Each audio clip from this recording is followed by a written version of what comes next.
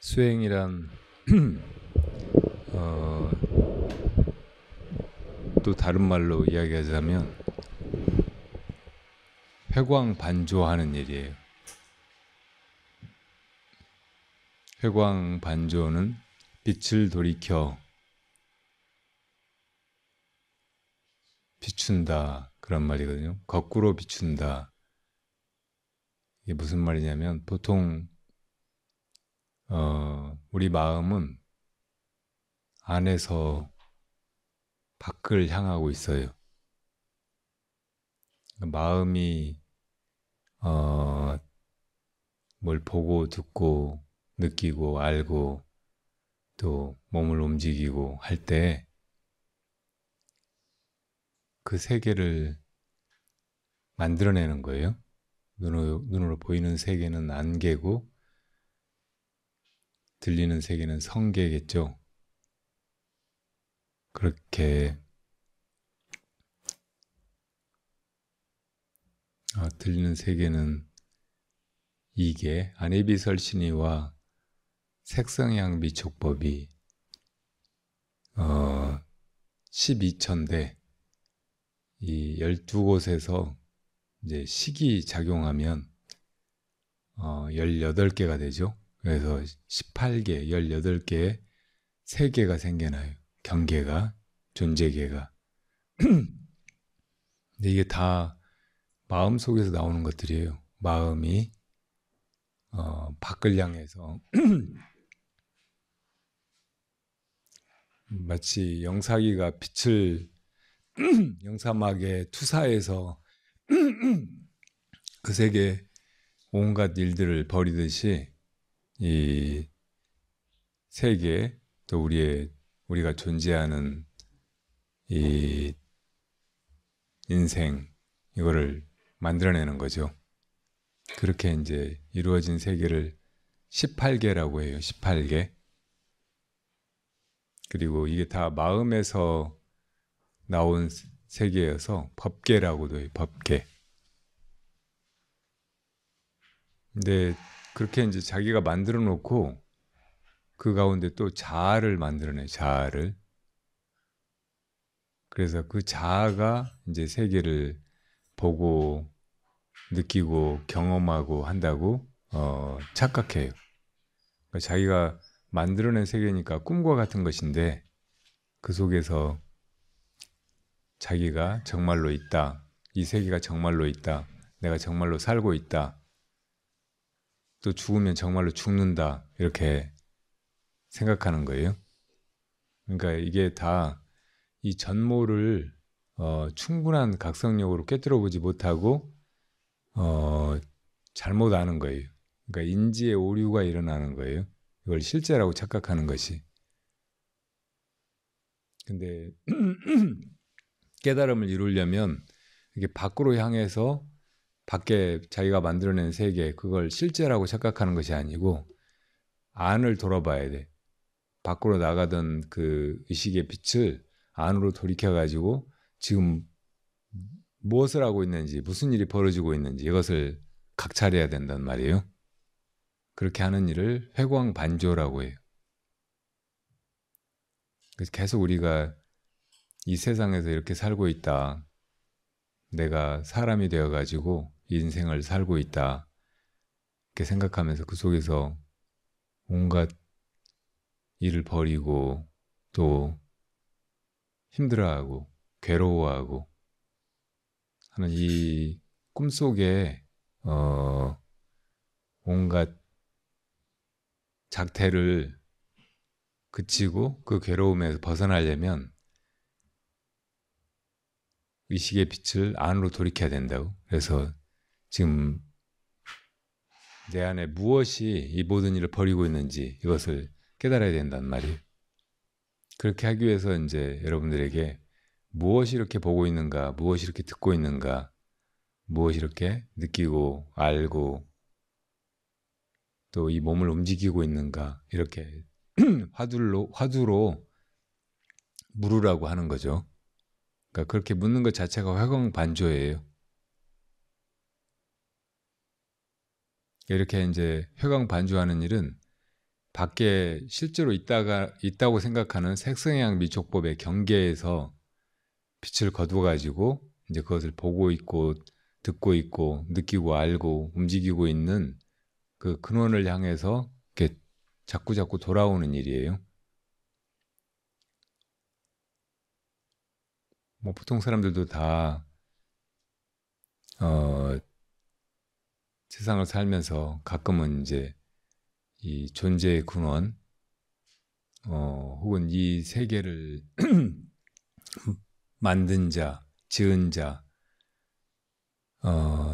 또 자기 마음, 여기에 대해서 가끔은 이제 생각도 하고 그런 존재가 있으리라고 막연하게 믿기도 하고 그런 존재를 어떤 때는 두려워하기도 하고 또 경배하기도 하고 막 그러지만 이제 회광반조해서 그것을 깨닫는 이 부처님이 가르쳐준 길은 그것을 깨닫지 못한 채로 그냥 막연히 믿고 막연히 두려워하고 하는 어리석은 중생의 차원에서 그 근원으로 돌아가 가지고 우리를 주인이 되게 하는 거예요. 가장 위대한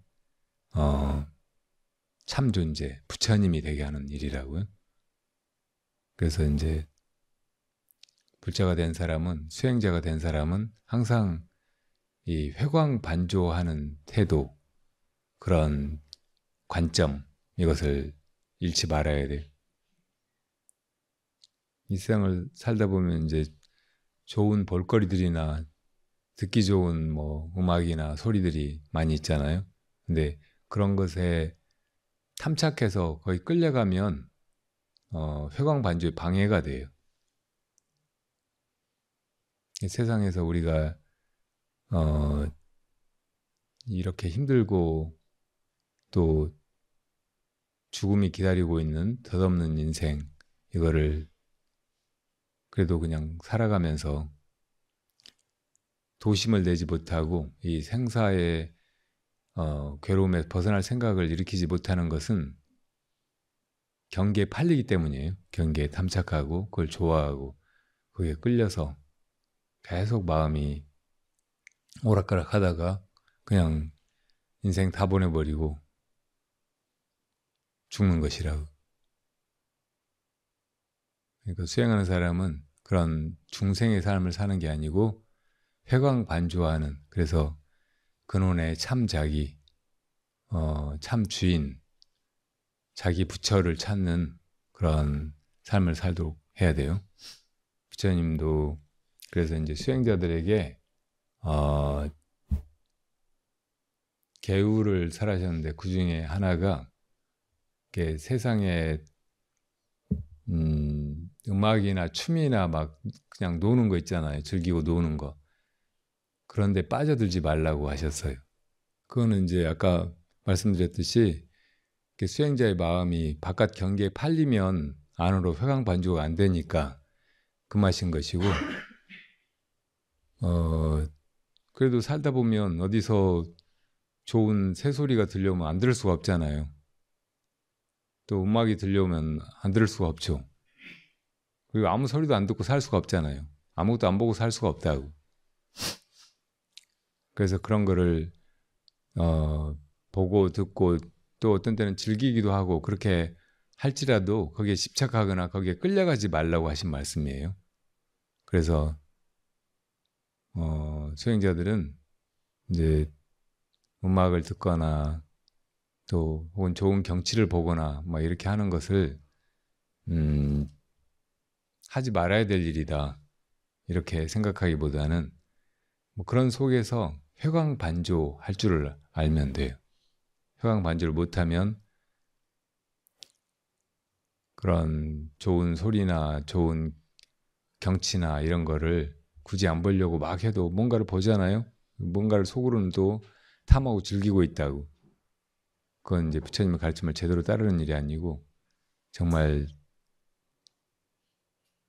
계율을 잘 지키는 사람은 좋은 것들 속에서 그것을 경험하고 누리고 할지라도 거기에 끌려가지 않고 마음을 돌이킬 수 있는 사람, 회광반주할 수 있는 사람, 무엇이 이렇게 듣고 무엇이 이렇게 보고 무엇이 이렇게 즐거워하고 하는가 이렇게 물을 줄 아는 사람이에요. 백운수단이라고 하는 선사가 있었거든요. 근데 임재 스님의 가풍을 개송으로 찬탄하기를 일권 권도 황학루하고 그러니까 한 주먹으로 황학루를 쳐서 무너뜨리고 일척 척번 앵무주로다.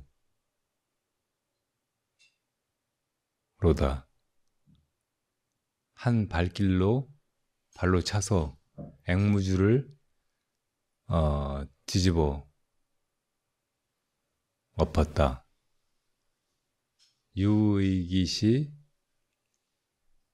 첨의기.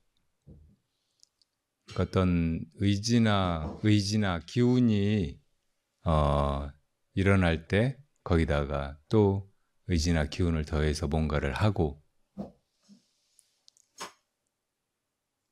무풍류처, 불풍류처, 야풍류. 풍류가 없는 곳에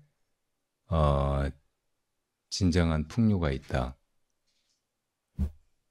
이렇게 읊었어요. 이게 무슨 말인지 느낌이 와요? 그러니까 옛날에 황학루나 앵무주가 정말 경관도 수려하고 사람이 살만한, 즐길만한 그런 곳이라고 믿었어요.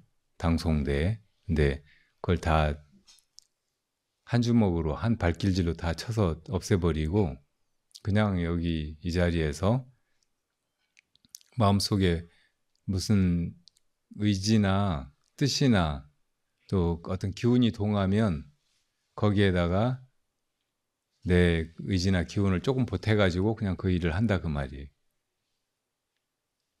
그러니까 여러분들 앞에 찻잔이 있고 거기 차가 오잖아요. 그러면 따라서 이렇게 마시는 거예요. 이게 정말 좋은 거란 말이에요. 황학루 앵무주가 대수가 아니고 이게 정말 행복의 길이라는 뜻이라고. 그리고 임재의 가풍이라는 뜻이에요. 임재 스님은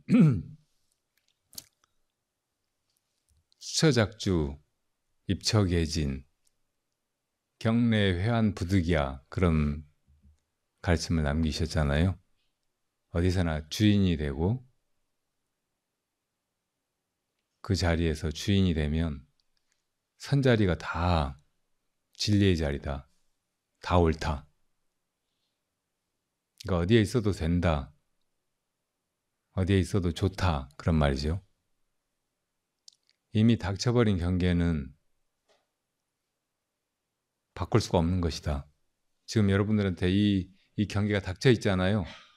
이걸 피할 수 없고 바꿀 수 없어요. 근데 자꾸 이거를 바꾸려고 하는 거, 다른 것을 생각하는 거, 다른 걸 구하는 거, 이것이 우리를 이 자리에 있지 못하게 하고 불행하게 만들고 공허하게 만들고 뭔가 목마르게 만들고 한단 말이에요.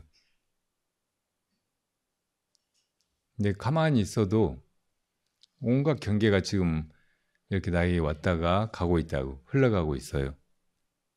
이게 풍류란 말이에요. 바람이나 바람의 흐름 이런 뜻이죠. 풍류가. 그러니까 이것이 흘러가면서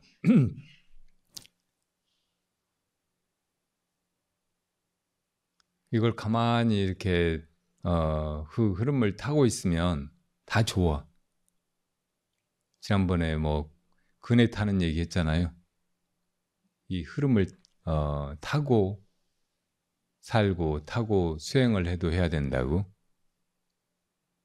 그러니까 이렇게 흘러가는 이 법계, 이 경계, 이 속에서 이걸 바꾸려고 하고 이거를 거부하고 또 뭘 잡으려고 하고 하는 게 아니고 그걸 그냥 타고 그렇게 지나가면 다 좋고 다 옳고 다 편안하고 아무 문제가 없다는 말이. 그렇다고 꼼짝 않고 가만히 있는 게 아니에요. 누가 차 따라주면 차 마시고 또 졸리면 잠도 자고, 배고프면 뭐 밥 생기면 먹고, 그렇게 다른 경계를 구하는 마음 없이 그렇게 있으면 그 사람이 아주 당당한 참 사람이고, 도인이고, 부처라는 말이죠.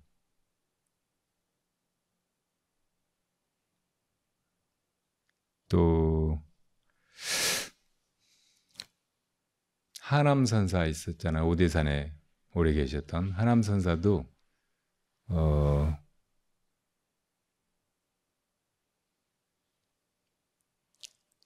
내가 한자 그 개성을 잊어버렸는데 불고감도시, 그러니까 단 복숭아나 감이 있는데도 그걸 돌아보지 않고 산에 가서 시원찮은 시큼한 야생 열매를 따먹는다, 그런 말이, 그게 수행자라는 말이에요. 사람들은 이제 마을에 살 때 맛있는 감이나 복숭아를 먹으려고 농사를 짓고 온갖 공을 다 들여가지고 이제 그걸 따서 이렇게 맛있게 먹고 하잖아요. 근데 그 복숭아나 감을 기다리는 그 동안은 뭔가 부족하고 그렇게 즐겁지가 않고 뭔가 고달프고 그렇죠.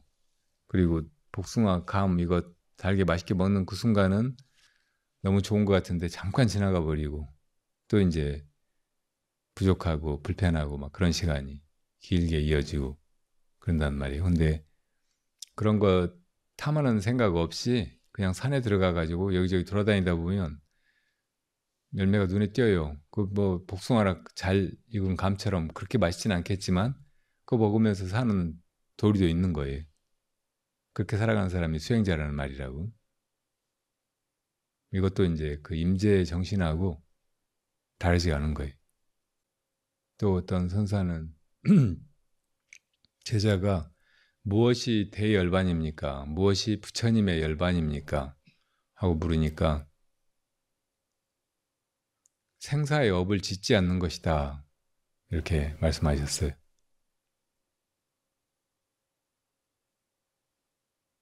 그래서 제자가 다시 무엇이 생사의 업입니까? 하고 물으니까 대열반을 구하는 것이니라 그러셨어요. 부처님은 항상 대열반 가운데 계시잖아요. 부처님이 이 세상에 와서 중생들하고 똑같이 이렇게 사실 때도 부처님이 대하는 경계는 중생이 대하는 경계와 달라요.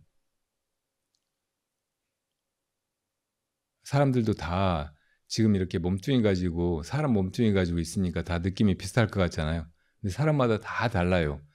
이 몸뚱이를 가지고 이 세상에 있는 존재감이, 어떤 사람은 지극히 편안하고 안락하고 가볍고 쾌적하고, 그런데 어떤 사람은 너무 괴롭고 막 불편하고 아프고 성가시고 무겁고 그런단 말이에요. 부처님은 이 세상의 어떤 존재보다, 심지어는 저 천상의 선정 속에 있는 신들보다 훨씬 완벽한 그런 존재감으로 그렇게 계시는 분이라고. 그게 이제 대열반의 상태죠. 그래서 그 대열반이 뭐냐고 물었는데 생사의 업을 짓지 않는 것이라고 했어요. 생사의 업은 뭐예요? 우리가 살면서 뭐 하는 거잖아요. 뭐 이런저런 일을 하는 거, 이게 업이고, 그렇게 업을 짓게 되는 거는 다 뭘 구해서 그러는 거라고. 뭐가 좋아서, 뭘 잡으려고, 뭘 쫓아서, 뭘 얻으려고 그렇게 이런저런 짓들을 하게 되잖아요. 그러니까 세상에서 우리가 구하는 게 다 뭐 좋다는 것을 구하는 거예요. 그리고 할 수만 있으면 제일 좋은 걸 얻으려고 하죠. 근데 부처님의 열반이 제일 좋은 거라고 하면 사람들도 다 사실은 그걸 얻으려고 하고 있다고. 근데 그거를 얻으려고 하면서도 그것을 얻지 못하는 이유는 생사의 업만 짓고 있기 때문인 거예요. 그러니까 그 열반을 향해서 부처님이 나아가는 길을 가르쳐 주셨지만 그 길로 가지 못하고 자기 눈에 좋아 보이는 거, 그거를 쫓아가는 거예요. 그걸 잡으려고 하고 그걸 추구하면서 업을 짓고, 그게 이제 생사의 업을 짓는 거죠. 그 생사의 업이 뭐냐고 하니까 대열반을 구하는 것이라고 했어요. 정말 좋은 상태를 구해서 우리가 온갖 이 짓들을 하고 있잖아요. 그 마음을 쉬어버려야 대열반이 그 자리에 있음을 깨닫게 된다는 말씀이라. 이것도 다 통하는 가르침이죠. 자, 어떻게 사는 게 잘 사는 것일까? 어떻게 사는 게 가장 안락하고 행복하고 보람되고 좋은 그런 삶일까? 이런 생각들을 해온 사람들이면 이런 불문의 가르침에 정말 귀 기울이고 그런 가르침을 깊이 받아들여야 돼. 내가 그렇게 되어버려야 돼요. 그러면 돼요. 좌선할 때 켜진 건가요? 그 좌선할 때 자주는 아니고 가끔씩 숨이 되게 차다고 느낄 때가 있어요. 그래서 숨을 크게 들이쉬고 마시고 계속 해도 이게 이렇게 해도 약간 숨을 안 쉬었다는 느낌이 들 때가 좀 있고, 그리고 그러다가 이제 좌선이 끝나버리니까 그게 뭔가 가라앉거나 뭔가 해결하지 못하고 끝나는 경우가 좀 있었거든요. 그럴 때는 어떻게 하시는지.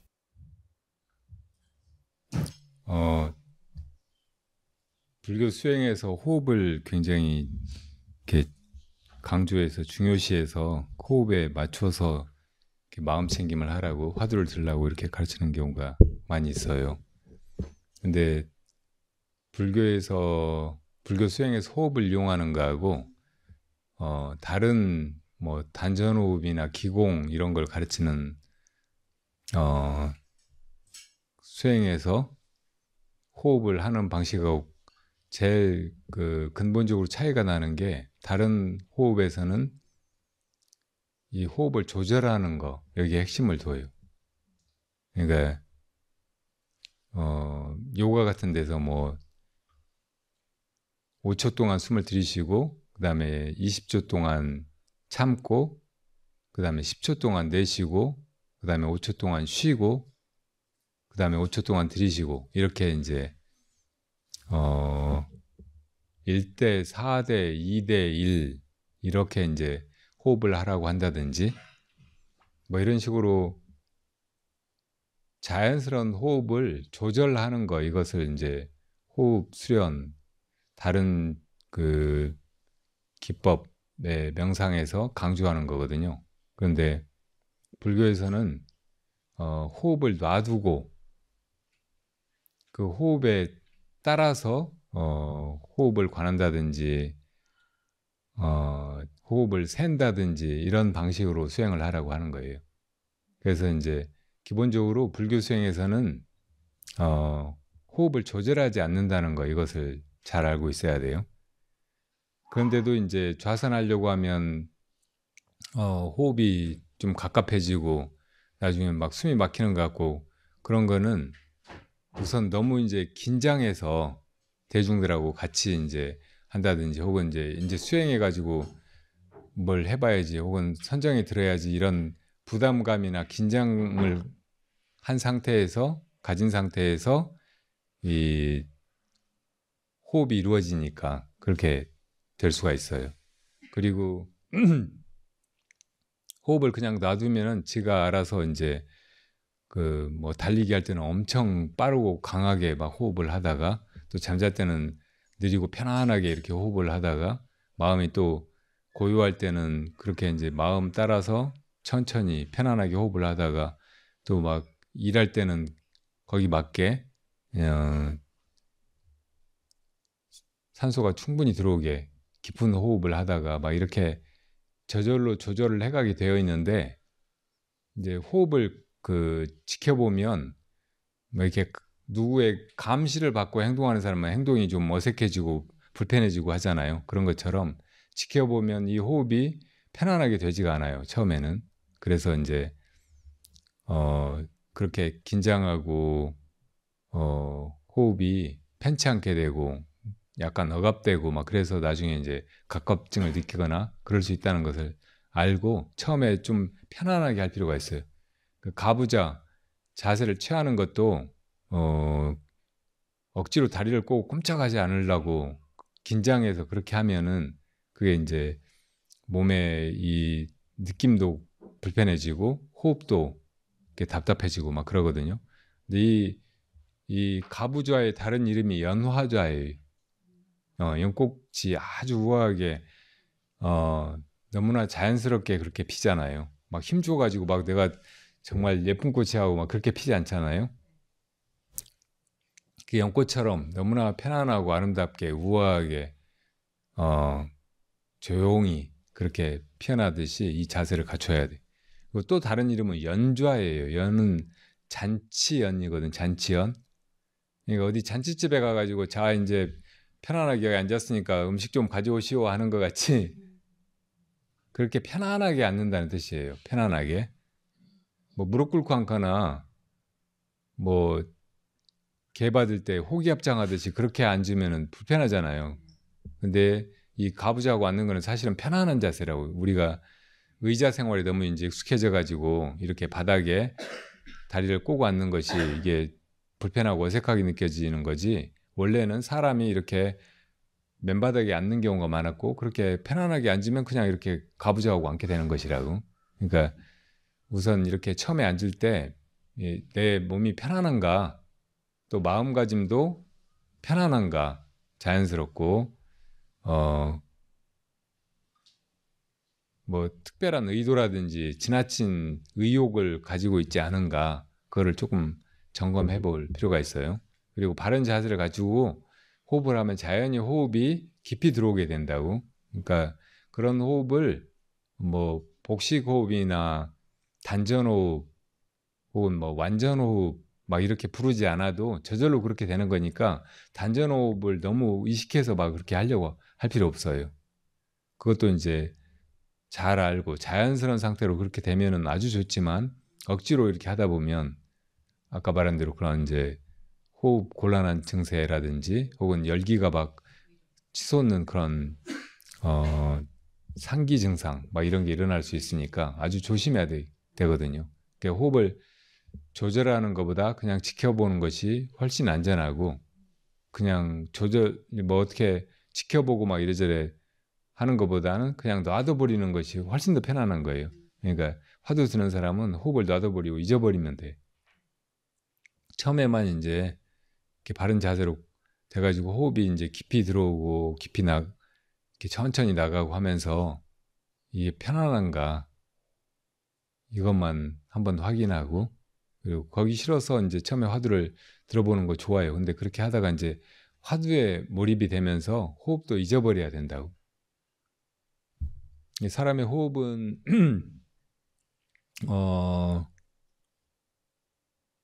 태어나서부터 이제 숨이 막 타져가지고 죽을 때까지 계속 돼요.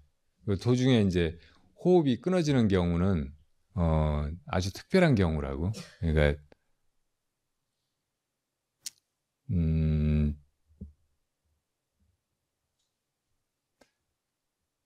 죽었다가 깨어난 사람들 있잖아요. 그러니까 그런 사람들은 이제 숨이 끊어져 버린단 말이에요. 숨이 끊어져서 이제 다른 사람들은 죽었다고 생각을 하는데 그러다가 이제 갑자기 숨이 돌아와가지고 또 살아난다고. 그러니까 그런 상태는 완전히 죽은 상태가 아니에요. 그러니까 그렇게 이제 뭐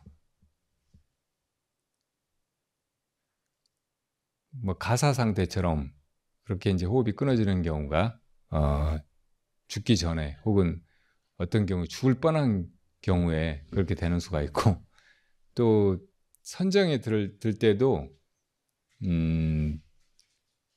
초선, 2선, 3선, 4선 배웠잖아요. 보통 이제 외도들도 들어갈 수 있는 일반적인 선정이 8단계가 있어요.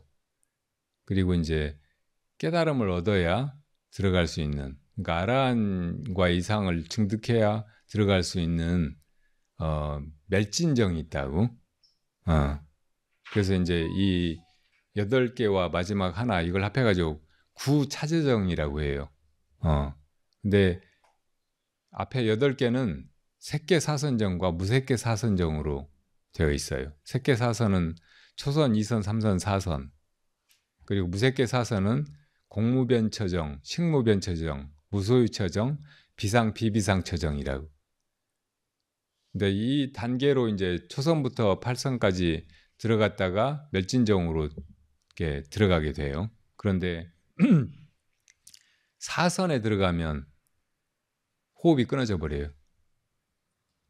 그러니까 4선 이상의 선정에서는 호흡이 없어요. 분명히 살아있는데.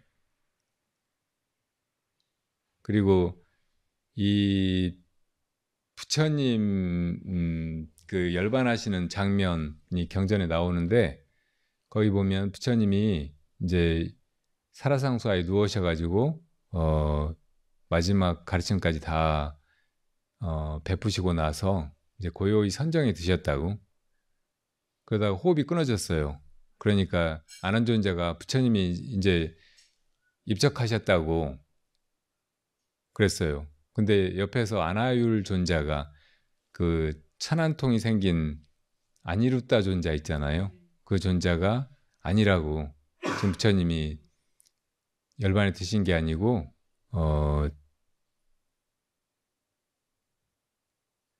지금 8선 8번째 선정 비상 비비상 처정에 들어 계시다고 하셨어요. 그러니까 부처님이 초선, 2선, 3선, 4선 이렇게 들어가서 공무변처, 생무변처, 식무변처, 무소유처, 비상 비비상 처정까지 들어가 계셨는데 그때 호흡이 이제 끊어져 보이니까 아난존자가 부처님 이제 돌아가셨다고 얘기한 거라고. 근데 아난존자가 아니라고 하니까 부처님이 다시 나오셨어요.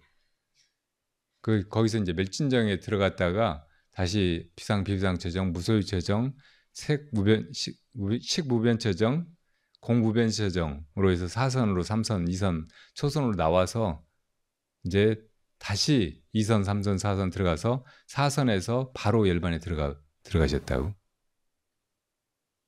그러니까 어떤 사람이 호흡이 끊어졌다는 것만 가지고 이 사람이 죽었다 혹은 선정에 들었다 이렇게 분간을 못하는 거 보통 사람들은. 그러니까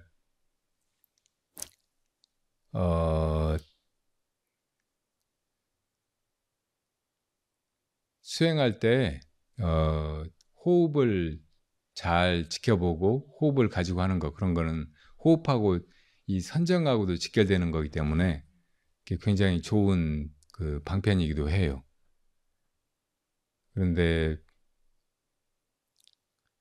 호흡을 너무 이제 의식하고 화두 드는 사람이 호흡에 이렇게 실어가지고 하다 보면 처음에는 아주 좋은데 나중에는 이게 두조각이 난다고 할까? 그래서 호흡도 의식하고 화두도 들고 막 이렇게 하느라고 화두로 하나가 되지 못하는 그런 경우도 있어요. 그러니까 처음에만 조금 호흡을 의식하다가 이제 호흡은 잊어버리고 화두를 들고 나가는 게 좋아요. 그리고 화두 드는 사람은 선정에 드는 거, 선정이 어떤 차례로 돼 있고 내가 무슨 선에 들었는가 그런 거 의식할 필요가 없어요.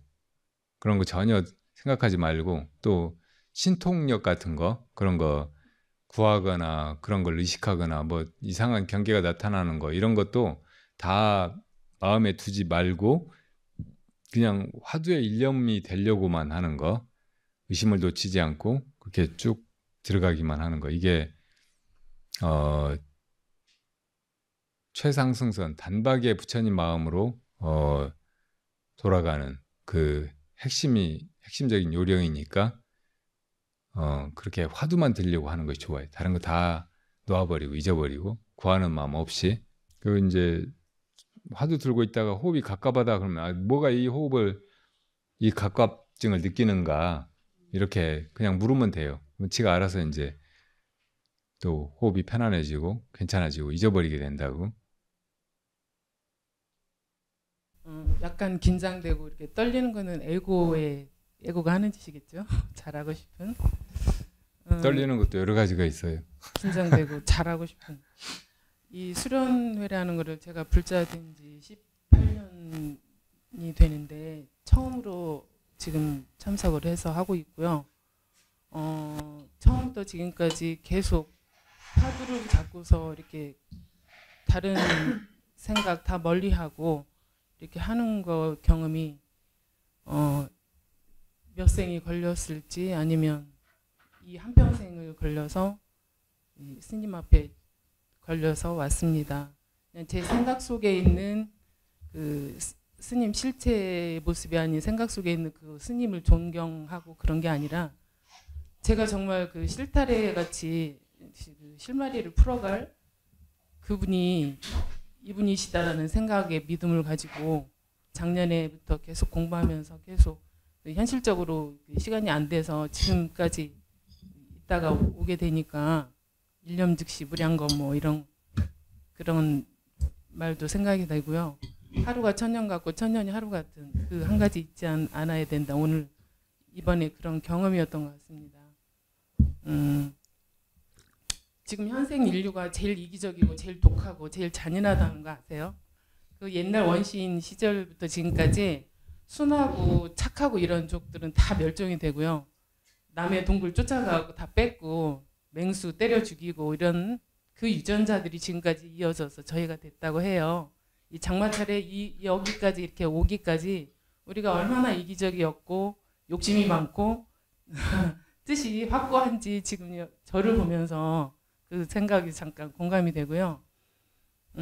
이거는 저기 썰이고 저는 이제 언젠가부터 그 의식이 뭘까, 존재가 뭘까 이거를 더 심도 있게 고민을 불교에 들어와서 하면서 그래 그냥 그러다가 어느 책에서 지금 현재 내가 보는 세상만이 재창조가 새롭게 창조가 된 실제 아닌 현실이고 나머지는 다 없다는 거예요. 제 머릿속에서 제 상상 속에 생각 속에서만 존재하는 것이지 실존하지 않는다라는 말이 어렵기도 하고 또 그 말이 맞는 것도 같아서 계속 혼자 생각하다가 언젠가 문득 아침에 눈을 뜨면 텔레비전 화면을 켜듯이 내가 어떤 카메라를 가지고 나가는구나. 그래서 화면이 바뀌어도 그냥 화면만 바뀔 뿐이지 이런 거를 쭉 따라가면서 찍고 있는데 그 영화에서 그 드라마에서 처음 출생한 점에서 시작해서 마침표가 될 때까지 쭉 이어갈 어떤 드라마일 텐데 여기에 빠지지 않은 건 나 자신이구나. 항상 나 있는 화면만 나오는구나. 그러면 나랑 또 누군가 함께 동행하는 느낌을 항상 가지고 있었어요. 그게 이제 저는 제 영혼이라 생각했고 저 자신의 어떤 자아에 답하는 또 다른 저라고 생각을 해서 제 친구이자 제가 궁금할 땐 항상 저가 저한테 답을 주고 저가 저를 인정하고 저가 저한테 이렇게 하는 거를 의지하면서 어려울 때는 야 여기 지금 드라마 찍는 거잖아. 너 그냥 너무 거기에서 그렇게 하지 말고 너 잘하고 있다. 그냥 저거 지나갈 거야. 좋아도 저거 잠깐이야. 또 화면 바뀌면 또 다른 상황이야. 이렇게 이제 하는 식으로 저를 이렇게 끌고 온 것 같아요. 근데 이제 스님 말씀 그래서 정말 부처님이 천상계 넘어 절대계까지 올라가신 그 부처님의 자리까지 저는 감히 아마 앞으로도 몇 생을 더 해야 아마 갈까 말까 하겠지. 천상계만 가도 감지덕지다라고 생각을 하면서 그냥 살고 있었던 것 같은데 그러다 보니까 이제 스님 인연으로 법문 들으면서 아닌데 이 화두 이게 뭘까를 이거 자꾸 해서 내가 정말 죽음과 생사에서 그 자유로워진다면 곧 해탈이고 곧 열반이겠네. 하면서 욕심이 생기니까 마음이 급해졌어요. 시간은 얼마가 남았을지 모르겠는데 잔년이 얼마나 될지 모르겠는데 나 빨리빨리 해서 어떡하지? 그래서 지금도 아침에 항상 일어나서 잠들 때까지 잘 때도 나 꿈을 항상 기대를 하고 자요. 저는 별 꿈을 좋아하니까 오늘은 무슨 별을 보는 꿈을 꿀까? 야 오늘 나한테 멋진 곳으로 나 가보자. 그렇게 하고 저하고 대화를 하고 잠을 들고 또 깨면 꿈 잘 꿨다. 또 새롭게 오늘 아침에 가서 오늘 무슨 일이나 저는 날씨 시비를 한 적이 없어요. 날이 흐리면 흐려서 좋고 바람 불어서 좋고 천둥 번개 치면 너무 신나고 막 이렇게 받아들이는 그렇게 하루하루를 하니까 그렇게 지냈는데 스님 말씀 지금 제가 여쭙고자 하는 질문은 뭐냐면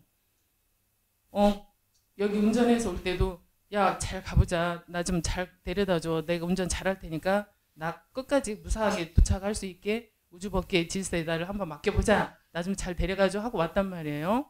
근데 이제 그렇게만 해서는 해탈할 것 같지가 않아요. 제가 이렇게 그놈이 뭐지? 이렇게 하는 나 말고 이렇게 생각하는 거가 혹시 에고 아닐까? 에고가 이렇게 생각하면서 그놈인 것처럼 하고 있나? 내가 에고 노름하는 거 아닐까? 이렇게 해서 어떻게 내가 그 열반의 세계 갈까? 정말 자유로워질까? 그런 궁금함이 갑자기 더 들어요. 서산대사가 삼몽시라고 하는 개송을 남겼거든요.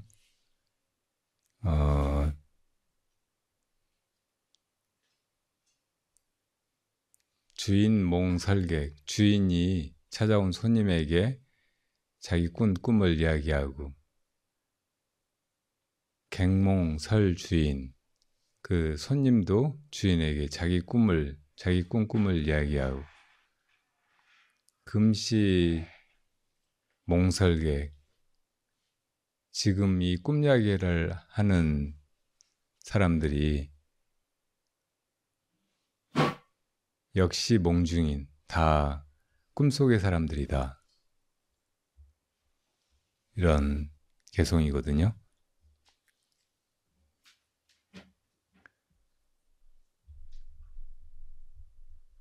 그러니까 우리가 지금 이렇게 존재하는 거, 이건 현실이라고 생각하고, 또 어젯밤 꿨던 꿈은 그게 꿈이었구나 하고 알아차리고 하는데, 꿈꾸는 동안에는 그게 꿈인 줄 모르잖아요. 근데 부처님은 지금 우리가 현실이라고 생각하는 이것도 꿈이라고 깨달아서 이렇게 설파하셨다고. 지금 서산대사도 뭐 주인과 객이 만나가지고 자기 꿈을 이야기하고 어쩌고저쩌고 하는데 두 사람 다 꿈속 사람이라고 이야기하고 있잖아요. 이게 다 꿈과 같다는 것이. 꿈 꾸는 사람, 진짜 이 큰 꿈, 이 생사의 꿈, 이 우리가 현실이라고 여기는 이 시공간, 이걸 꿈꾸는 그 사람을 깨닫지 못하면은 이 속에서 온통 꿈속의 사람들이 진짜 자기가 있는 줄 알고 이러쿵저러쿵 하고, 또 뭐는 꿈이네, 뭐는 현실이네 막 하고 이렇게 놀아나는 거예요. 이 거대한 꿈을 꾸고 있는 자가 누굴까요? 이게 무슨 신이거나 석가모니 부처님이거나 외계인이거나 그런 게 아니에요. 이것도 우리 근원의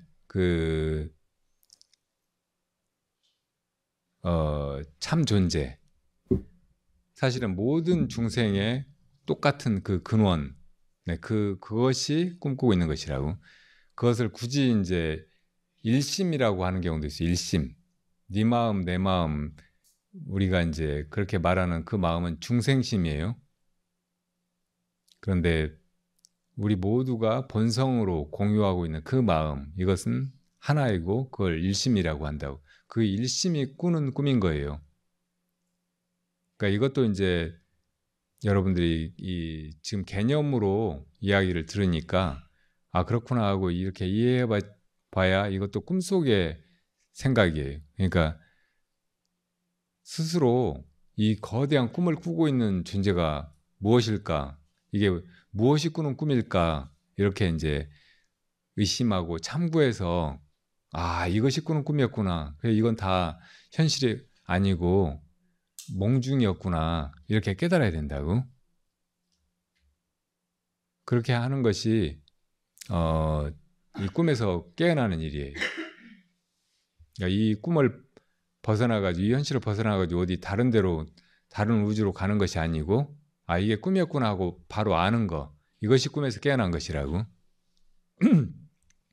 인셉션이라고 하는 영화 보셨어요? 거기 보면 꿈을 꾸고 일부러 이제 뇌에다가 뭘 심어가지고 다른 차원의 꿈으로 들어가잖아요. 거기서 또 꿈속에서 또 꿈을 꾸고 막 하도 여러 층으로 들어가니까 이게 꿈인지 지금 이 현실인지 알 수가 없으니까 이제 이게 꿈인지 뭔지 알아보려고 이제 팽이를 가지고 돌리잖아요. 이렇게 돌려가지고 팽이가 돌다가 쓰러지면 현실이고, 꿈속에서라면은 이게 계속 돈다고 생각하면 계속 돌잖아요. 꿈이니까.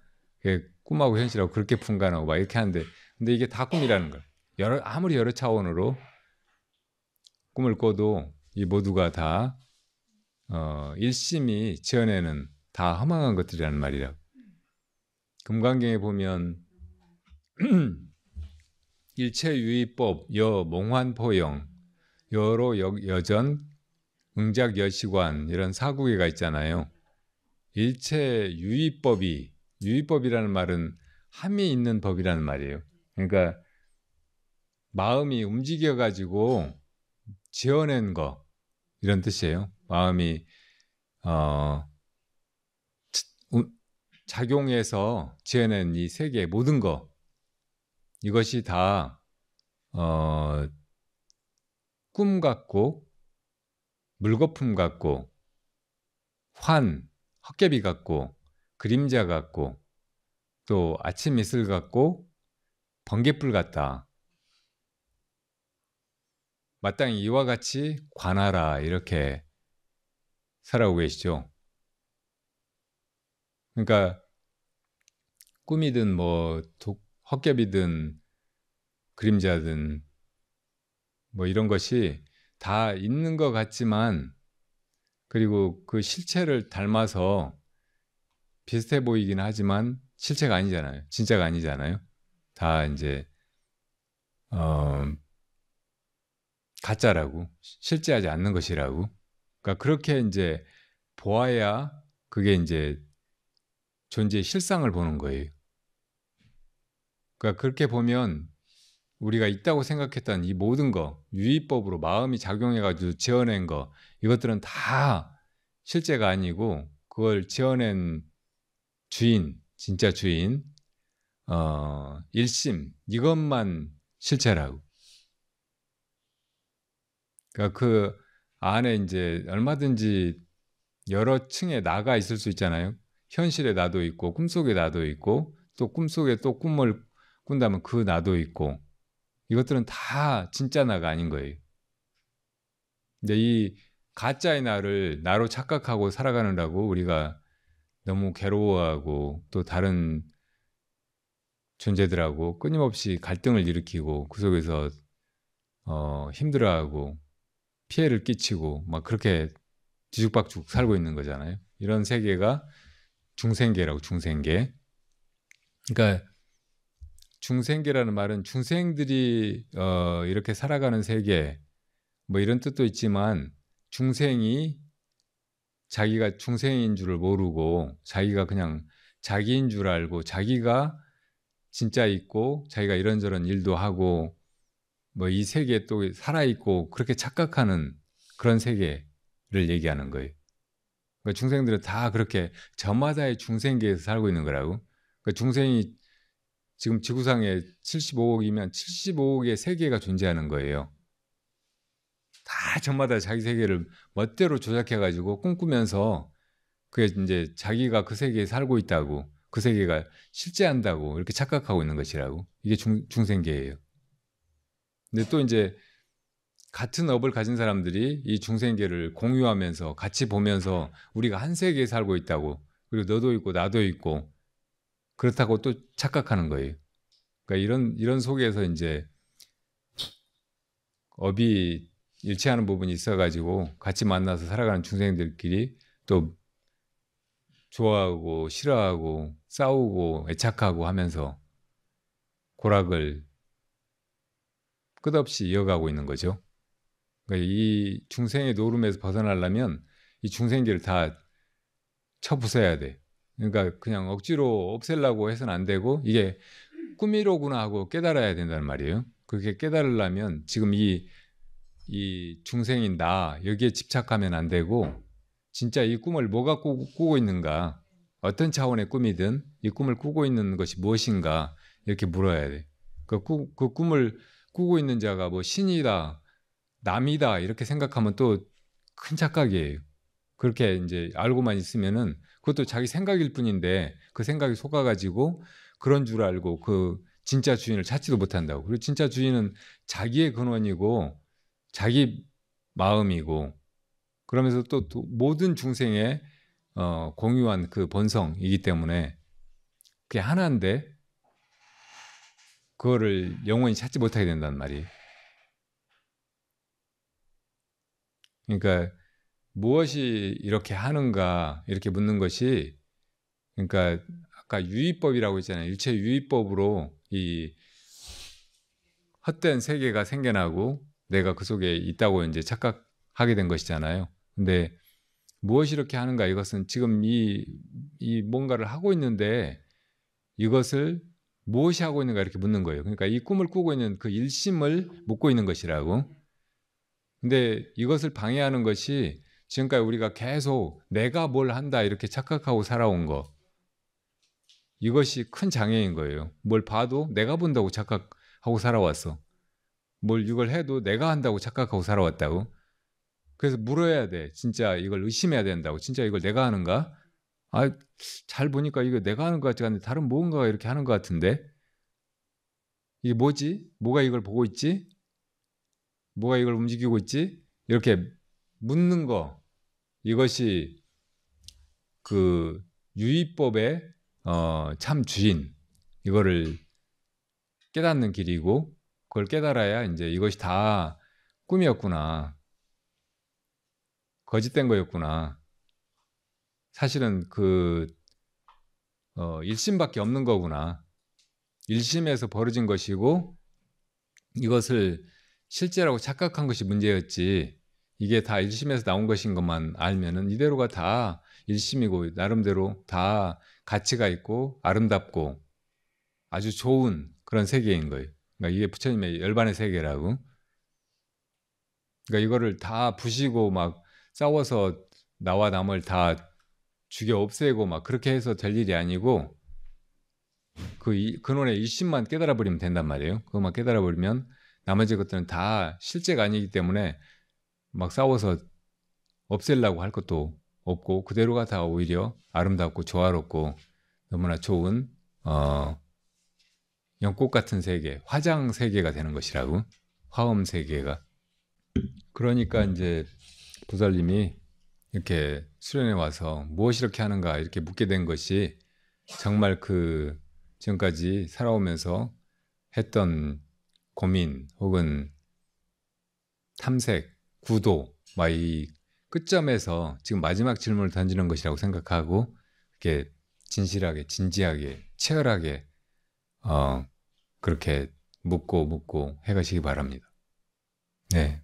여기까지 수련회에 오게 해주셔서 감사하고요.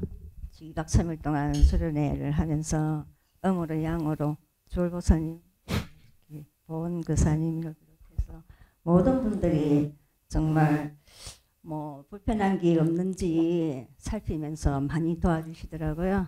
그래서 감사드리겠습니다. 감사합니다.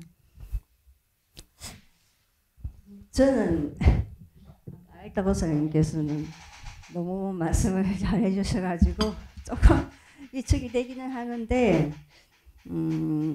제가 궁금한 게 있어서 마이크를 들었습니다. 제가 한 20여 년 전에 한 10년 동안 어느 스승님 밑에서 수행을 좀 했는데요. 그때 하면서 굉장히 많이 혼도 나고 매주 갈 때마다 눈물 흘리고 그렇게 하면서 하다 보니까 그때 또 많이 저도 많이 이제 저리 이기밖에 없나 공부할 때가 이기밖에 없나 이런 생각 참 많이 했었거든요. 근데 어느 날 갑자기 오기가 싶더라고요.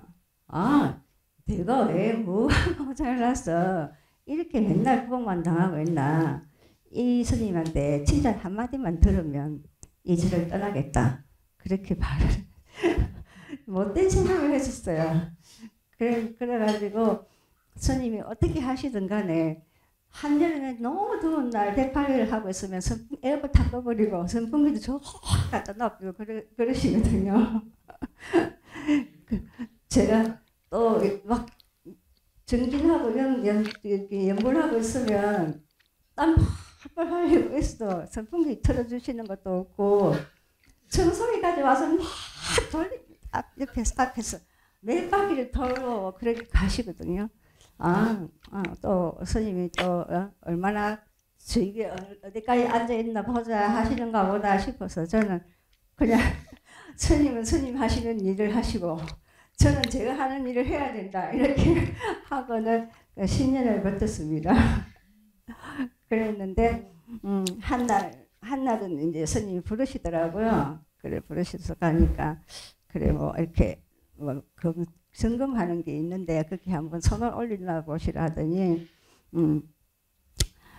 그래 이제 그때는 제가 이순희가 아니고 스님이 태경이라고 지어주셨거든요. 순희는 너무 나약하다고 어디 가서 밥 한 그릇 못 얻어먹을 이름이라면서 태경이 강하게 좀 살아라는 뜻으로 태경이라고 지어주셨는데 태경도사 이제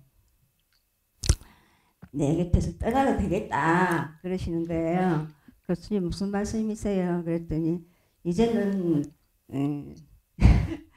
제 입으로 이런 얘기 하려니까 좀 쑥스럽긴 한데 내보다 좀 나은 것 같으니까 이제 가라 하시는 거예요. 그래서 이제 지금까지 이렇게 항아리가 있다 하면은 다 비웠으니까 이제 좋은 것만 보고 좋은 것만 먹고 좋은 생각만 하고 그런 생각을 하면서 지내도 되겠다 하고 이제 나가라 하시는데 그 소리를 듣는 순간 저는 기분이 좋아야 하는데 너무 뭐라고 해야 되지 이거 컴퓨터로 표현을 하면 포맷이 돼버린 거예요.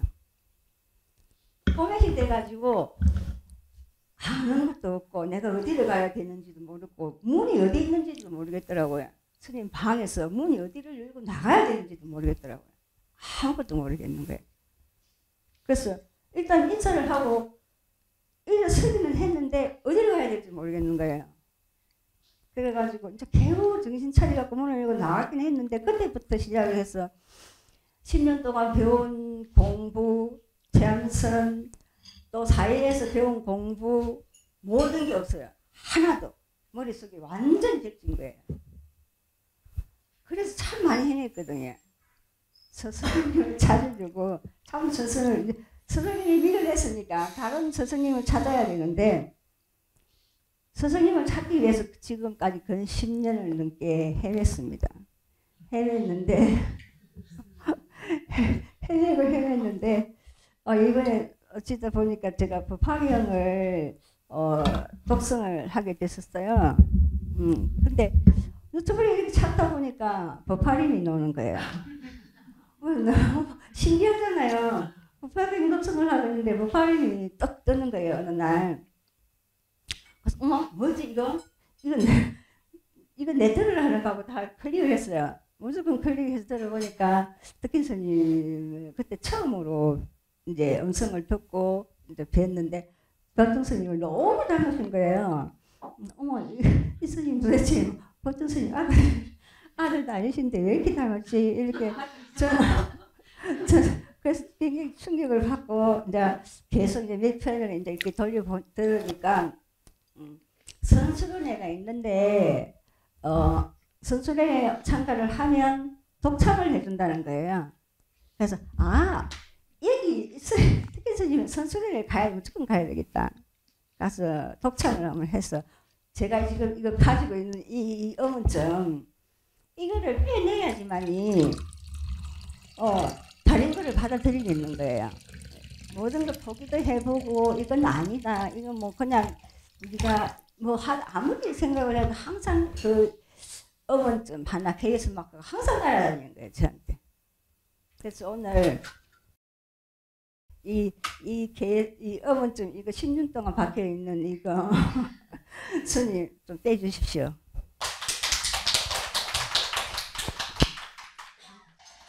석상이라고 하는 선사가 있었는데 이제 돌을 물으러 다닐 때 어떤 선지식을 만나서 그 전에 여기저기 다니면서 도목보리인가? 그러니까 눈에 부딪히는 것마다 다 깨달음이다, 보리다, 이런 말을 많이 들었는데 그게 무슨 도리인지 여쭸어요. 그랬더니 그 스승이 그 질문을 들었는지 안 들었는지, 시자야, 그러니까 시자가 얘 이 물병에다 물 좀 담아오너라. 그러니까 시자가 물병에 물을 담아왔어요. 그러니까 아까 도목보리, 눈에 부딪히는 것마다 다 보리라고 하는데 그걸 그 뜻을 물었는가 그랬어요. 거기까지 얘기했는데 그 제자가 깨달아 버렸어요. 석상이 나가 버렸어요.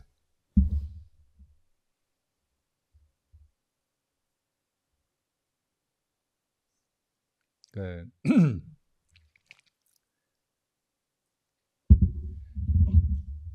대부분의 제자들은 아직 깨달음이 뭔지, 도가 뭔지, 법이 뭔지 모른 채로 그걸 알겠다는 일념으로 찾아와서 스승에게 그걸 묻고 구하고 하잖아요.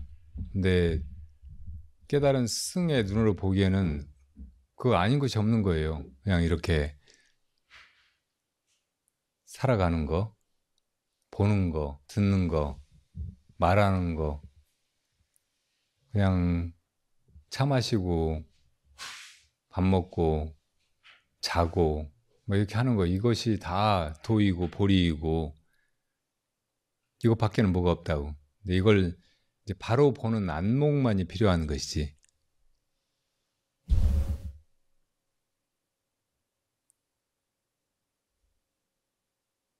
그래서 깨닫는다는 건 어떻게 보면 그 찾는 마음이 쉬는 거예요. 뭘 구하고 뭘 알려고 하고 뭐가 되려고 하고 하는 그 마음이 쉬어서 그냥 본래 그 사람이 되는 일이라고. 우리가 본래 자기잖아요. 본래 본성이라고. 본래 참 마음이죠. 근데 거기서 공연히 나라고 하는 분별심을 일으키고 나와 남을 나누어 보고 또 이것은 이것이다, 저것은 저것이다, 이건 이렇다, 저건 저렇다, 온갖 분별을 일삼으면서 그 중에서 이제 어떤 건 가치가 있다, 좋다 하면서 쫓아가고 잡으려고 하고 집착하고, 또 어떤 것들은 싫다, 저건 아니다 하면서 시비하고 싸우고 그걸 없애려고 하고 막 그러면서 허둥대고 있는 것이라고. 그러니까 사실은 법밖에 없고 이 온 우주가 다 법계잖아요. 나를 포함해서. 그러니까 아무것도 더 필요하지가 않고 구할 것도 없고 한데 그 속에서 괴로움을 느끼는 거, 이것이 문제잖아요. 그 괴롭게 생과 사를 느끼는 거, 이것이 중생이고 이것이 중생의 문제라고. 그 부처님이 그 중생을 괴로움에서 건진다는 거는 중생이 자기가 본래 법인 줄 모르고 본래 그냥 완전한 그런 존재인 줄 모르고 공연히 마음을 일으켜가지고 나는 나다, 저 사람은 저 사람이다, 나와 저 사람은 다르다, 나와 내 안과 내 바깥의 세계는 다르다, 이렇게 분별하는 그 마음을 그쳐버리는 것이 유일하게 필요한 일이라고. 그러니까 그 마음을 또 그치는 것을 일 삼아가지고 어떻게 이걸 거칠까, 어떻게 이 생각을 분별을 끊을까, 어떻게 이 에고를 버릴까, 나를 내려놓을까, 자아를 죽일까, 막 이렇게 하면은 그것도 일이 돼가지고 너무 힘들어. 하려고 하면 더 안 되는 것 같고. 근데 이제 여기에 스승의 자비로운 방편이 이제 제자의 그 헛된 노력을 쉬게 하는 거예요. 어떤 때는 이제 화두를 하나 던져서 그렇게 멈추기도 하고, 어떤 때는 그냥 무시하거나 무견한 거, 아무 말도 하지 않고 대하지 않고 막 이렇게 하는 걸로 상대방의 그런 헛된 치구심, 뭐 구하는 마음, 이거를 쉬게 하거나, 그러니까 그렇게 해서 어떻게든 때가 되면 제자의 그런 속된 갈망이나 또 이 도문에 들어와 가지고 쓸데없이 사실은 필요도 없는데 뭐 어떤 것을 막 마음속으로 만들어 가지고 그걸 구하는 거, 쫓아가는 거, 그런 헛된 마음의 동념, 이것을 그치게 돼요. 어쨌든 이 길에 들어서는 게 중요해. 자기 뜻으로든 아니면 다른 분의 도움으로든 어떤 인연으로든 이 길에 들어오기만 하면 언젠가는 때가 오면 다 도달해야 될 곳에 이르게 된다고. 이게 정말 오묘한 이 세상의 신비이고, 이게 불법의 이치라고. 우리가 몰라서 그냥 이 세상이 방향도 없고 목적도 없고 막 그렇게 표류하는 것 같이 그렇게 느끼지, 사실은 부처님의 눈으로 보면 다 일체중생이 성불의 길로 가고 있고, 시절 인연이면 다 저마다 도를 얻게 된다고, 다 성불하게 된다고. 스님, 윤회에 관한 질문은 다음에 기회가 되면 하겠습니다. 오늘은 다른 질문이요. 오늘 아침에 108배 하면서 그 삼업에 대한 질문을 던져주셨어요. 108배 항상 질문 있잖아요. 그래서 제가 가르침을 구하고 싶은 게, 그 신구의 삼업을 안 지으려면 어떻게 하면 될까? 그러면 제가 나가서 이렇게 유념해서 생활할 수 있을 것 같습니다. 부처님께서 깨달으신 것을 처음에 제자들한테 가르치실 때 사성제 8정도 12연기로 그걸 풀어내셨거든요. 사성제는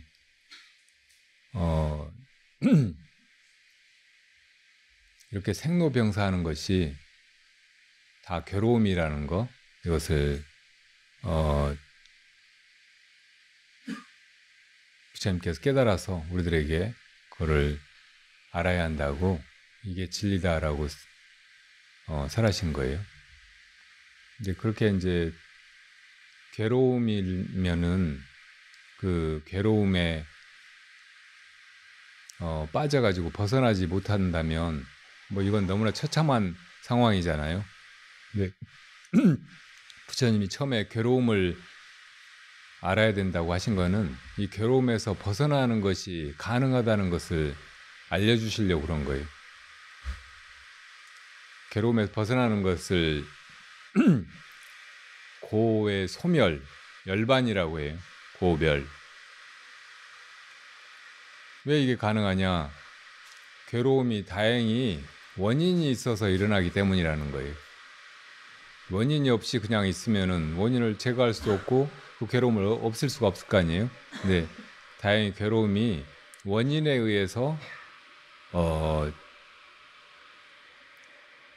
단계적으로 이렇게 일어나게 된 것이라는 거예요. 괴로움이 집기한다는 말이에요. 모여서 이런저런 인연이 모여가지고 생겨난 것이란 말이에요. 이런저런 원인이 모여서 괴로움을 일으킨다는 것이에요. 그리고 원인이 있다고 해도 그 원인을 없앨 수 있는 길이 없으면은 괴로움을 떠날 수가 없을 텐데 그 길도 있다는 거예요. 부처님이 수행을 해서 그 길을 찾아내신 거예요. 그게 이제 도라고. 그러니까 이게 이제 고집멸도라고 표현되는 사성제 진리예요. 부처님이 깨달으신 거. 그리고 우리도 깨달아야 한다는 거. 이걸 깨달아야 이제 괴로움에서 벗어나서 부처님이 이르신 열반에 이른다는 가르침이죠. 그리고 이제 그 길을, 괴로움의 원인을 없애는 길을 이제 8단계로 펼쳐보신 것이 팔정도라고. 먼저 그렇게 하려면은 중생의 소견만 가지고 지금처럼 이렇게 살고 있어서는 안 된다는 거예요. 부처님이 깨달아서 얻으신, 그리고 그 관점에서 보신 이 소견을 가지고 이 세상이나 우리 존재를 봐야 된다는 거예요. 그게 정견이라고. 아까 이제 일체유의법 여몽환포영 여로영여전 응작여시관 이렇게 할 때도 관으로 끝났잖아요. 그러니까 다 유의법으로 지어낸 이 모든 것들이 다 꿈과 같다는 것을 보아야 한다, 이렇게 말씀하셨다고. 그러니까 이렇게 보는 것은 안목을 얻어서, 깨달음의 눈을 얻어서 그렇게 이제 볼 수 있게 되는 거예요. 그런데 중생들은 그 눈이 없으니까 아무리 그렇게 보려고 해도 안 보여. 그렇게 안 보여. 실제로 보이는 거예요, 이게. 그래서 처음에 이제 정견을 가져야 된다는 건 부처님의 견해를 내가 받아들여 가지고 부처님의 눈으로, 부처님이 말씀해 주신 대로 이걸 보라는 말이라고. 부처님은 이걸 다 꿈이라고 얘기하셨잖아요. 그러니까 그 눈으로 이 세상을 보는 거예요. 그렇게 볼 때 이제 비로소 이 바른 길로 나아가서 괴로움이 소멸된 열반에 나아가게 돼. 그게 정견이고, 그 다음에 이제 정사, 정어, 정업, 이 세 가지를 이야기하셨는데, 이 세 가지가 다 하나로 묶으면은 다 업이에요. 그리고 이걸 삼업이라고도 한다고. 정사는 의업이고, 정어는 구업이고, 그 다음에 정업이라고 말한 것이 이제 이 신업이고, 몸으로 짓는. 그러니까 이렇게 이제 우리가 사는 것은 뭐 하는 것이잖아요. 행동을 하는 것이고, 마음을 쓰는 것이고, 뭘 짓는 것이에요. 행위하는 것이라고, 위. 근데 이제 이거를 처음에 소견이 바르지 않아서 중생의 그 눈으로 세상의 인생을 보고 사는 사람들은 다 자기 소견대로 그냥 뭐 아무렇게나 막 하게 되고, 또 과거에 뭐 했던 거, 이건 이제 마음속에 습관이 돼가지고 동일한 그런 행동을 계속 유발하는 거예요. 이런 걸 이제 업력이라고 해요. 누구든지 다 그 업장, 과거에 업력을 지어놓은 그 장애를 안고 살아가. 그러니까 계속 업력에 조종당하는 거예요. 자기 안에서 불쑥 무슨 충동이 일어나가지고 자기는 의식도 못하는데 무슨 행동을 막 하는 거예요. 다 그렇게 이제 업장을 안고 있고, 그 업에서 못 벗어나고 있고, 그래서 이제 해서는 안 될 짓을 막 저지르고, 그래서 이제 고통을 스스로 불러온다고. 이거를 바르게 해가야 된다는 것이에요. 세 가지 업을, 신구의 삼업을 바르게 쌓아나가야 된다는 말이라고. 그렇게 바르게 해나간다는 건 먼저 부처님의 관점으로 바르게 보고, 그렇게 이제 바르게 행동하고 말하고 생각하고 이렇게 해나가야 된다는 것이라고. 그러니까 이렇게 이제 삼업을 잘 쌓아나가야 점점 이 업장에서 벗어나게 돼. 수행한다고 하는 것은 이 업을 잘 쌓아나가는 일이고, 그 업장에서 노연하게 되는 것이라고 말할 수 있어요. 근데 기본은 이제 부처님의 정견, 이것을 받아들여 가지고서야 비로소 그렇게 해나갈 수 있는데, 이것도 잘 안 돼요. 중생 하도 업장이 강해가지고. 그래서 결국은 이제 부처님과 똑같은 눈을 가져야, 깨달음을 얻어야 그게 이제 조금씩 자기가 그 조정해 나갈 수 있게 된다고. 악업은 자꾸 떨치고 바르게 이제 그 업을 지어나갈 수 있게 되는 거예요. 그러니까 업의 주인이 돼가는 거예요. 그전에는 업장에 떠밀려 가다가 자기가 주인이 돼가지고 해야 될 건 하고 하지 않아야 될 건 안 하고 이렇게 되어가는 거죠. 그러니까 그렇게 이제 바른 업을 쌓으면서 나가는 거, 이것이 정진이에요. 그러니까 정진이라는 말은 우리가 이 괴로운 생사 속에 있는데 여기서 이제 열반을 향해서 다 가야 되잖아요. 다 사실은 그 길로 가고 있어요. 근데 그전에는 그 길로 가야 된다는 것도 모르고 그 길로 가고 있는 것도 모르고 마음대로 행동하고 막 오히려 더 생사 속에서 더 괴로움만 당하는 그런 짓만 하면서 계속 거기서 방황하고 있다고. 이건 정진이 아니에요. 근데 내가 열반으로 가는구나. 거기로 가야겠구나. 바르게 업을 쌓아가야겠구나. 그렇게 이제 살아가는 거. 이것이 정진이 된다고. 정진이라는 말은 멈추지 않고 바른 길로 끝까지 간다는 말. 목표에 이를 때까지. 그러니까 그렇게 이제 살아가는 사람이 정진하는 사람이고, 그런 삶이 정진의 삶이 되는 거예요. 그러니까 그렇게 이제 해가는 거, 이것이 이제 기본적인 마음가짐이거나 삶의 태도이고, 그 실제로 이제 해야 되는 일은 정념이에요. 마음 챙김을 바르게 하는 거. 그러니까 아까 신구의 삼업도 자기 마음을 나쁜 길로 가지 않게 바른 길로만 가게 그렇게 챙기는 일이라고. 그렇게 계속 해가는 것이 정진이고, 그러니까 마지막에 이제 이 열반에 이르려고 하는 사람이 정말 해야 될 일은 정념밖에 없어요. 자기 마음을 잘 챙기는 거. 그러니까 딴 데로 막 가고 게을러 빠져가지고 잠만 퍼자고 무기에 빠져있고 막 하는 마음을 일깨워가지고 중도로 이제 잘 챙겨가는 거. 그러니까 화두를 든다든지 관을 잘 해간다든지 연부를 해간다든지 이렇게 이제 부처님이 가르쳐 주신 몇 가지의 수행들이 있거든요. 그것만 잘 해나가는 거. 이것이 이제 마음을 제일 잘 챙겨나가는 길이라고. 그러니까 그렇게 해가면 이제 팔정도의 마지막 단계인 정정에는 그냥 들어가는 거예요. 정정은 뭐 할 게 없어. 그리고 들어가고 싶다고 해서 들어가지는 게 아니고 정념을 잘 닦아가야 그냥 저절로 들어가게 되는 것이라고. 그 정정에 들어가면 이제 정각이 성취되는 거예요.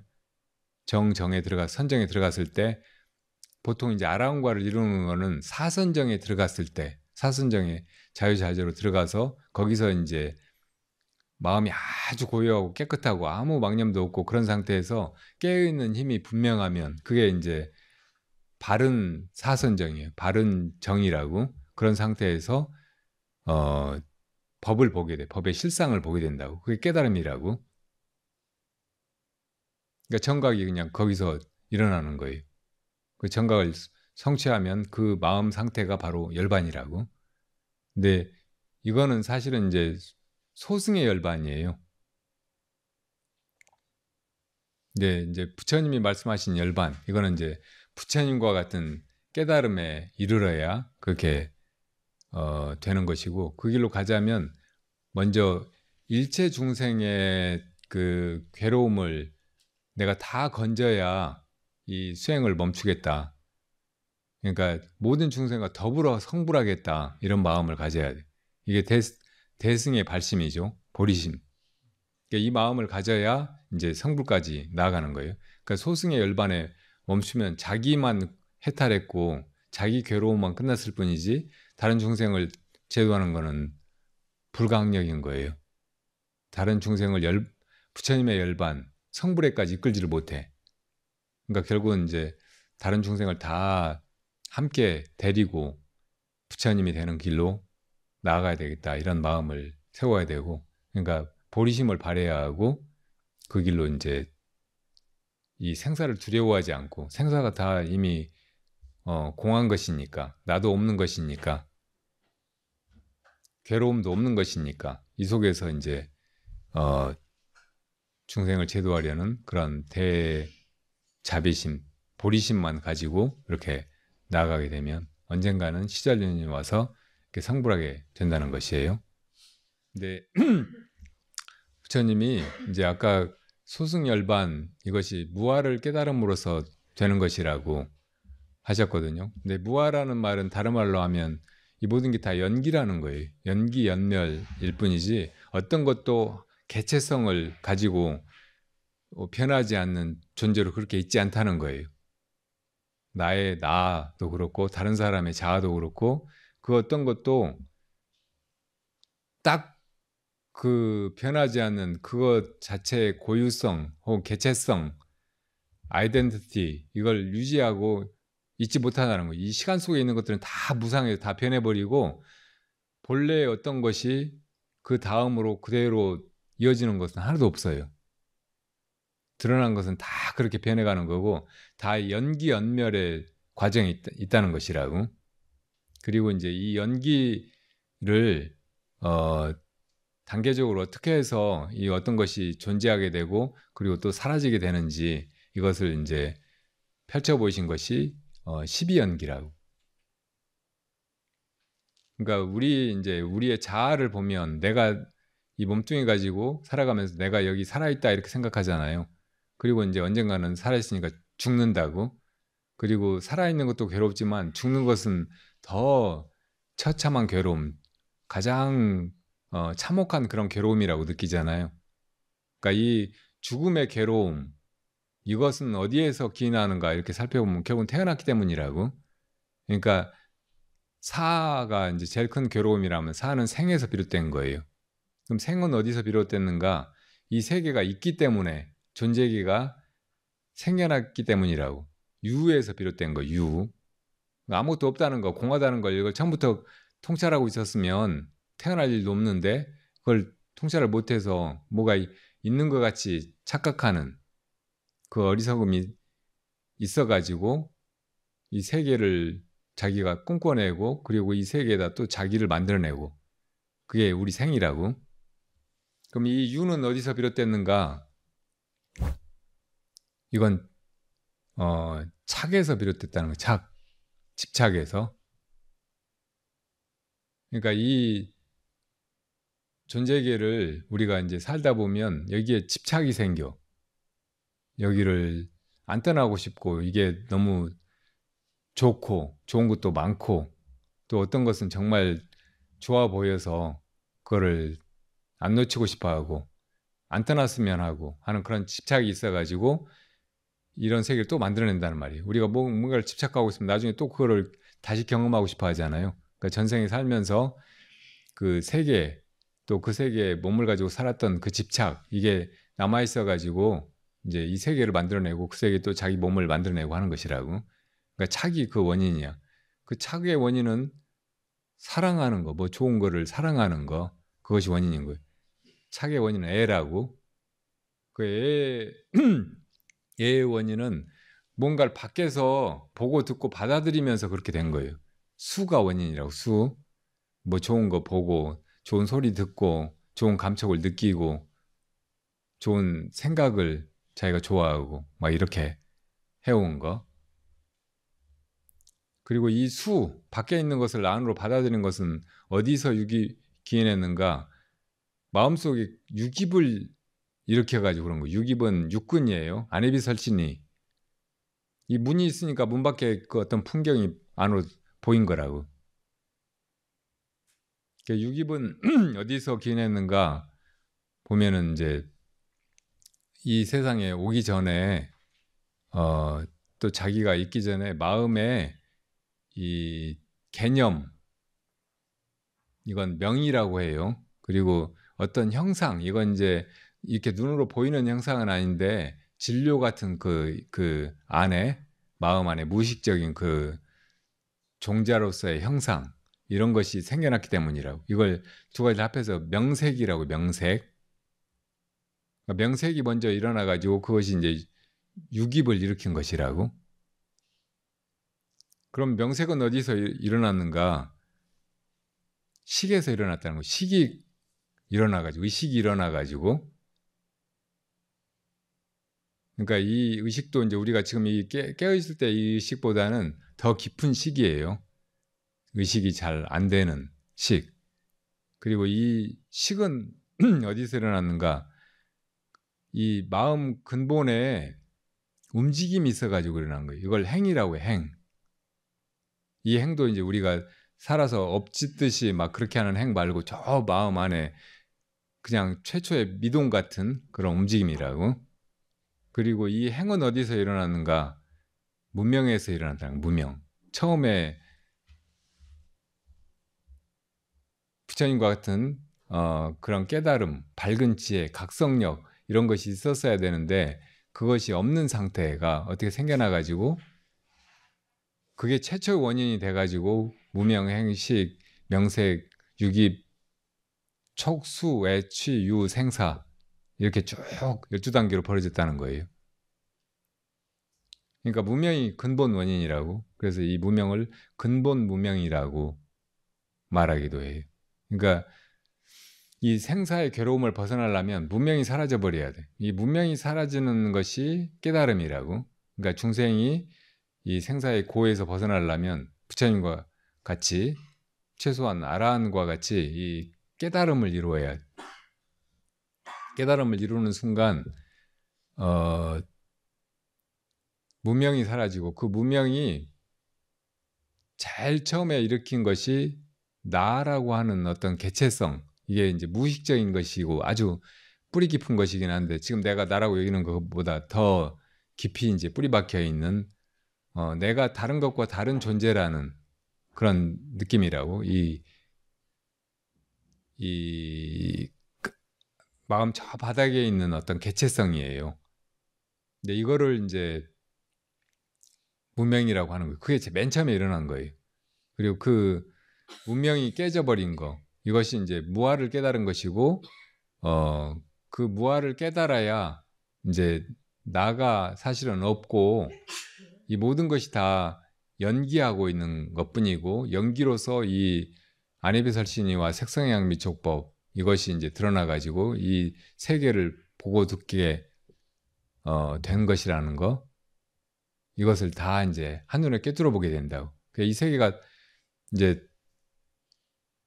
다 사라져 버린다기보다는 이 세계가 있어도 이것이 다 문명에서 일어난 그런 꿈과 같은 환영과 같은 그런 경계일 뿐이라는 것을 이제 훤히 보게 되는 거죠. 이게 이제 깨달음이에요. 그렇게 보면 아무것도 나뿐만 아니고 다른 어떤 중생이나 객체들이나 혹은 이 세계 자체가 뭐 시간까지도 다 연기하는 것, 마음에서 연기하는 것일 뿐이지 실제하는 것이 아닌 거예요. 그래서 이제 이 연기를 무아 연기라고도 말하고 이 무아 연기를 깨달은 거, 이것이 이제 소승의 깨달음이라고. 부처님의 가르침을 듣고 수행해서 그걸 깨닫는다면 이건 성문 아라한이라고 하고, 부처님의 가르침에 의지하지 않았는데 외도의 가르침이나 혹은 자기 혼자 하는 수행 끝에 이걸 깨달았다면 그런 해탈자, 그런 성인을 연각이라고, 연기를 깨달았다고 해서 연각 아라한이에요. 아까 질문이 뭐였죠? 누가 질문했지? 예. 예, 좋아요. 그러니까 이제 지금 처지에서 내가 신구의 삼업을 짓지 말아야지 이렇게 생각하면 이게 되지가 않아요. 멈춰지지가 않아. 아무 생각도 하지 말아야지 한다고 해서 생각이 안 되는 게 아니잖아요. 아무 짓도 하지 말아야지 한다고 해서 그냥 꼼짝 않고 있을 수가 없잖아요. 숨이라도 쉬게 되잖아요. 이게 다 업이라고. 아무 말도 하지 말아야지 했다가도 자기도 모르게 말이 튀어나오잖아요. 그러니까 신구의 삼업을 무작정 짓지 말아야지 이렇게 생각하면 너무 답답하고 그 자기 모순이나 자기 억압 이런 데 빠지게 돼. 그러니까 그러지 말고 이제 문명을 타파하려고 해요. 업은 결국은 이제 문명에서 기인한 것이잖아요. 그리고 문명을 타파하는 길은 부처님이 가르쳐 주신 수행법을 통해서 지금도 이제 우리들한테 전해지고 있잖아요. 그리고 우리가 그걸 하고 있는 거예요. 그러니까 정념 수행을 잘하면, 그러니까 우리가 화두 들고 수행하면 화두만 잘 챙기고 있으면 저절로 이제 내가 무명을 타파하려고 하지 않아도 무명이 타파되고, 뭐 업을 넘어서려고, 업장에서 벗어나려고, 업을 짓지 않으려고 그렇게 하지 않아도 나가 사라져 버리면서 뭘 짓는 느낌도 없어져 버리는 거예요. 그러면서 다 사실은 일이 일어나 뭐가 되어 가는 거예요. 할 거 다 하게 돼. 이렇게 이제 아무것도 안 하게 된다든지 무아를 깨닫는다든지 해서 그냥 굳어버려가지고 이렇게 죽은 것처럼 된다든지 혹은 진짜로 자아가 없어져서 죽어버린다든지 그렇게 되는 게 아니고, 그거를 깨달을 뿐이지 그 눈으로 또 똑같이 세상을 보고 똑같이 이것저것 하고 그러는 가운데 이 자아 없음, 그리고 업을 짓지 않는 그 느낌, 이것이 순간순간 언제나 확인이 된다고. 그러니까 그렇게 해서 이제 이 삼업에서 벗어나야 돼요. 삼업을 짓지 않으려고 한다든지, 혹은 악업은 피하고 선업만 지으려고 한다든지, 그래도 잘 안 되거든요. 그건 이제 선업을 쌓으려고 하는 것은 그냥 악업을 짓지 않으려고 하는 것보다는 훨씬 더 쉬워요. 자연스럽게 돼. 그리고 악업을 쉽게 떨쳐버리는 법이기도 해요. 사람은 이렇게 마음속에 불성 혹은 선량한 자기 양심이 있어서 나쁜 짓 하면은 자기도 모르게 죄책감을 느끼고 마음이 편치 않거든요. 그러니까 나쁜 짓을 계속 해가는 것보다 착한 일을 하는 게 훨씬 마음이 홀가분하고 좋은 거예요. 해보면 알아.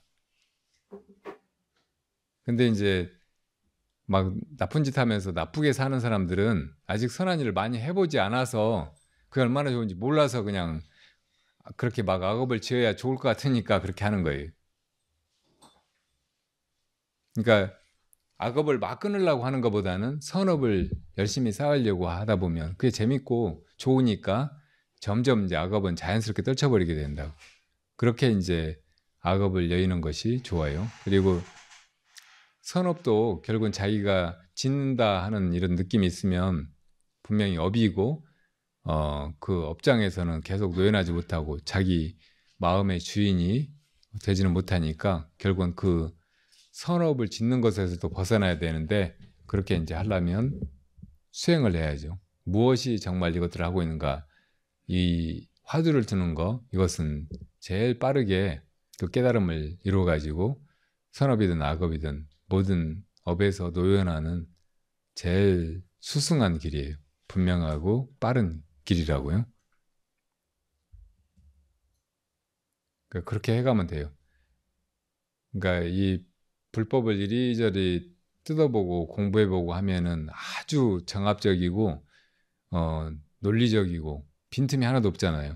그래서 이제 그거를 배우는 것이 아주 행복하기도 한데, 너무 그렇게 빠져있고 수행을 안 하면 그걸 알았을 뿐이지 자기가 그렇게 변화되질 않는 거예요. 그러니까 결국은 수행을 해야 되는구나, 이게 다 수행을 하라는 가르침이로구나, 이렇게 이제 이해하고, 그런 말로 된 가르침 이걸 벗어나서 진짜 자기 마음을 닦는 수행으로 들어가야 돼. 그래서 그런 걸 사교 입선이라고 해. 교를 버리고 선에 들어간다.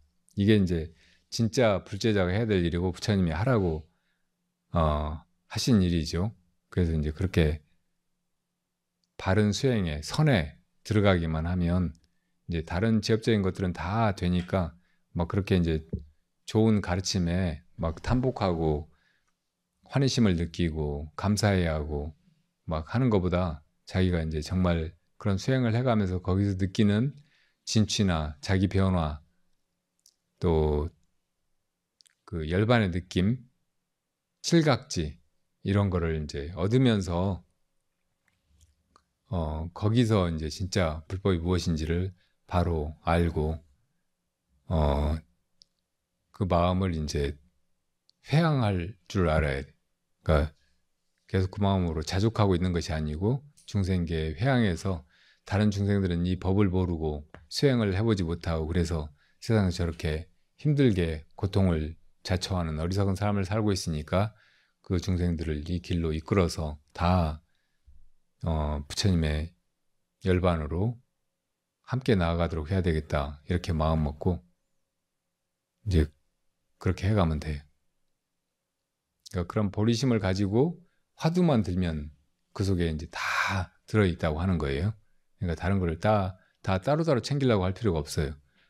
뭘 얻으려고 혹은 이루려고 막 기도할 것도 없고, 또 뭐 업장을 녹인다든지 그동안 잘못한 거, 죄 지은 거 이런 거를 참회한다든지 막 그렇게 하는 것도 일부러 할 필요 없어요. 이 최상승의 선문을 만나가지고 이 길로 곧장 가면 다 그 속에 다 돼버리는 거예요. 그러니까 아직 이제 이 최상승의 선문을 못 만난 사람들이 이제 뭐 이런저런 다른 신행을 하고 준비를 하고 그 기초적인 그런 과정을 밟는 거지 이 선문에 들어왔으면 다른 거 돌아보지 않아도 돼.